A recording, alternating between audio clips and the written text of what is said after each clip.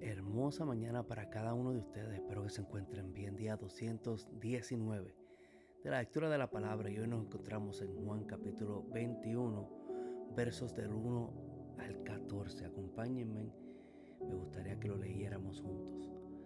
Después de esto, Jesús se manifestó otra vez a sus discípulos junto al mar de Tiberias. Y se manifestó de esta manera. Estaban juntos Simón Pedro, Tomás, llamado el Dídimo, Natanael de Caná de Galilea, los hijos de Zebedeo y otros dos de sus discípulos. Simón Pedro les dijo: voy a pescar. Ellos le dijeron: vamos nosotros también contigo. Fueron y entraron a una barca. Aquella noche no pescaron nada. Cuando ya iba amaneciendo, se presentó Jesús en la playa, mas los discípulos no sabían que era Jesús. Y les dijo: hijos, ¿tenéis algo de comer? Le respondieron: no. Y les dijo: echad la red a la derecha de la barca y hallaréis. Entonces la echaron y ya no podían sacar por la gran cantidad de peces que habían obtenido. Entonces aquel discípulo a quien Jesús amaba dijo a Pedro: es el Señor. Simón Pedro, cuando oyó que era el Señor, se puso la ropa, porque se la había quitado para pescar, y se echó al mar. Y los otros discípulos vinieron con la barca arrastrando la red de peces, pues no estaban tan distantes, sino estaban como a 200 codos. Al descender a tierra, vieron brasas puestas y un pez encima de ellas y pan. Jesús les dijo: traed los peces que acabáis de pescar.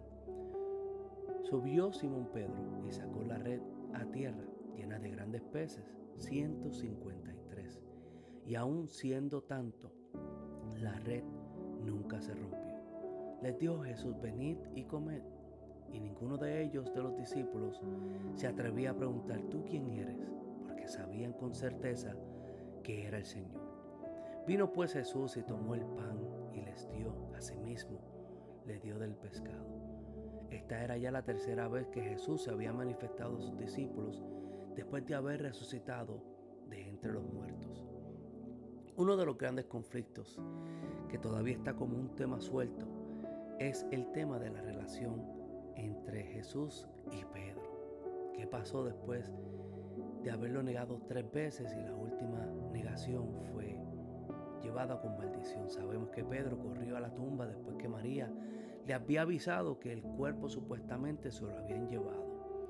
Y él fue uno con Juan también, que fue al sepulcro y obtuvo confirmación que Jesús había resucitado. Pero ¿qué pasó con la relación entre Jesús y Pedro? ¿Cuándo hablaron? ¿Cuándo habían arreglado esa relación? Y se pueden imaginar el peso de culpa y vergüenza que tiene que haber en Pedro. Especialmente esa última mirada cuando Pedro lo niega por tercera vez. Y en Lucas 22:61 nos cuenta que Jesús, al mismo tiempo que Pedro lo estaba negando por tercera vez, Jesús clavó su mirada en los ojos de Pedro. No puedo imaginar ningún nivel más profundo de desilusión o vergüenza que alguien pueda experimentar que aquel que Pedro debe haber sentido cuando vio la mirada de Jesús penetrándole en su corazón. Juan entendió eso y decidió no dejar este conflicto colgando. Así que escribió sobre la restauración de Pedro. En la segunda parte de este capítulo, Juan relata que Simón Pedro dijo: voy a pescar, y los demás dijeron: nosotros también iremos contigo, no te vamos a dejar solo. Para Pedro la pesca era un negocio, su profesión. Había sido llamado por Jesús a ser pescador de hombres en Mateo 4:18 al 20. Pero ahora, mientras esperaba la próxima convocatoria de Jesús, dijo: voy a hacer lo que sé hacer. Juan continúa: pero cuando había llegado la mañana, Jesús estaba de pie en la orilla. Sin embargo, los discípulos no se dieron cuenta que era él. Juan relataba que Jesús apareció en la orilla. Estaba a unos 100 metros de distancia, 300 pies de distancia. Y aunque estaba a esa distancia, ellos no lo reconocieron. Y preguntó si tenían algo de comer. Qué lindo cuando él pregunta, pero él ya tiene la solución en sus manos. En esta ocasión aparentemente no lo pudieron reconocer reconocer ni por su voz cuando le dijeron que no tenían comida. Sugirió que dejaran caer la red a la derecha y le está hablando a pescadores que son expertos en la materia. Ellos sin dudar pues lo hicieron, quizás desilusionados, quizás desganados, que podemos perder al tirarla al otro lado. Habían tenido la red toda la noche, podían excusar y decir no la vamos a tirar porque estamos cansados, pero siguieron las órdenes de esta persona que estaba en la orilla. El discípulo a quien Jesús amaba le dijo a Pedro: este es el Señor. ¿Y qué reacción pudo haber tenido Pedro al saber que no ha tenido oportunidad de enfrentar o su castigo o su perdón? Pero Pedro estaba desesperado por hablar con su maestro, sea para recibir su castigo y ser desechado como uno de los peores amigos que uno pueda tener, o ver qué va a hacer el Señor con él. Al escuchar esto, Pedro, que estaba casi desnudo porque estaba pescando, se puso de la ropa y se lanzó al mar. Nota algo interesante, y lo noté: ¿por qué se pone la ropa para tirarse al mar? Usualmente cuando una persona se va a tirar a nadar, tiene la más poquita ropa posible, ¿verdad? No hacía frío, no se la puso para evitar el frío. ¿Por qué se la puso? ¿Podrá ser por la vergüenza?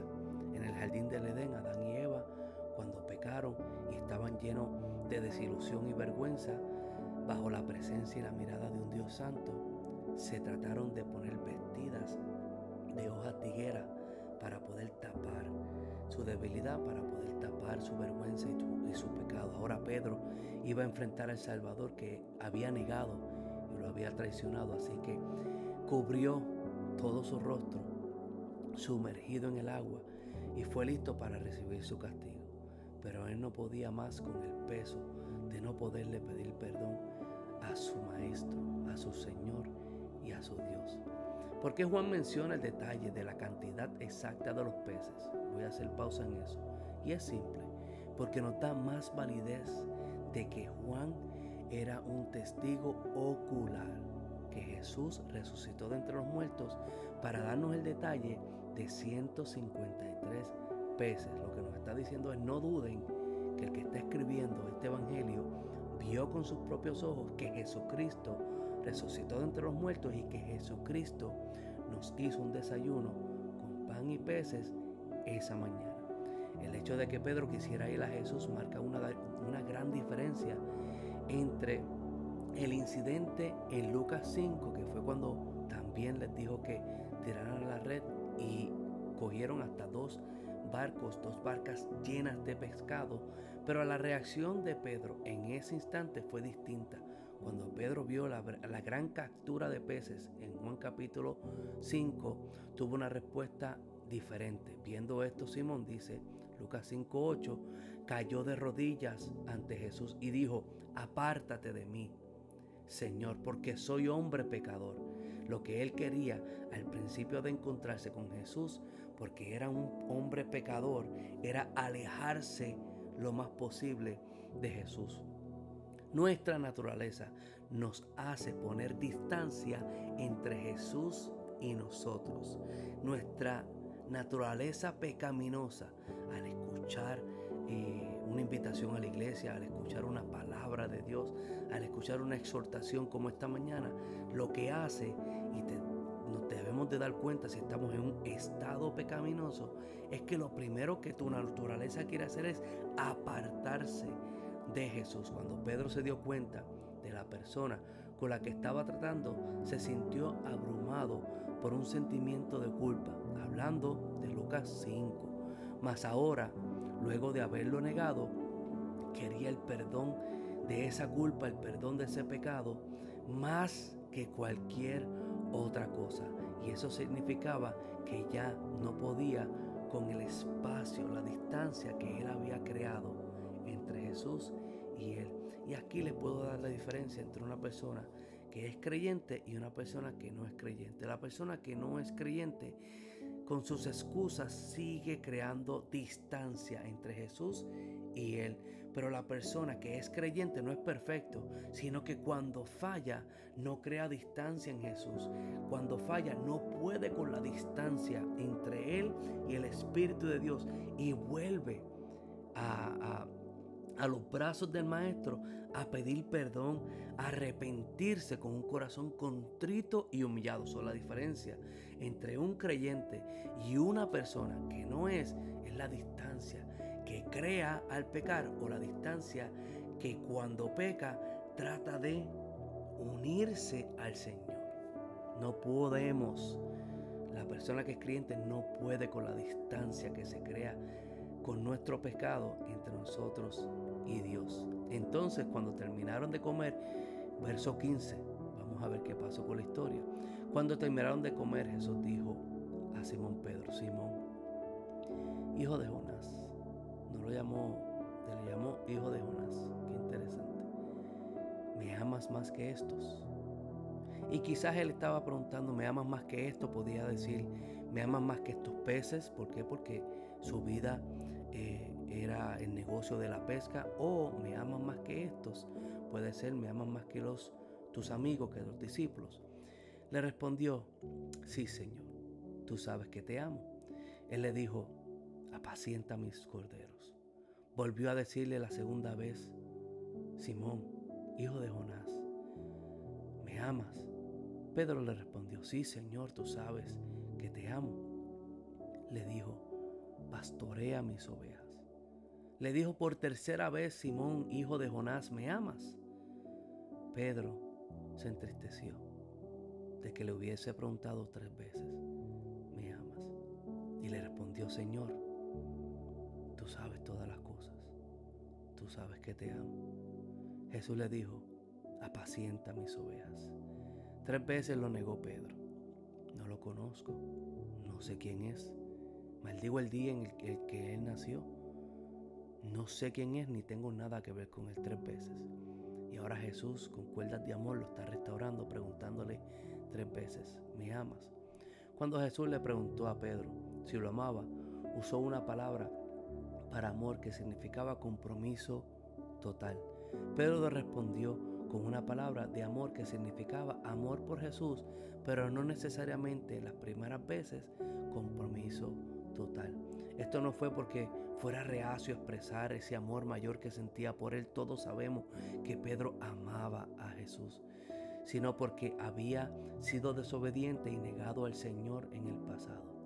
Tal vez ahora era reacio al hacer una afirmación de devoción suprema, cuando en el pasado su vida no apoyaba tal afirmación. El mensaje esencial aquí es que Jesús exige de cada uno de nosotros un compromiso total, basado en el amor que Él ha depositado en nosotros, por ende el amor que le vamos a dar a Él.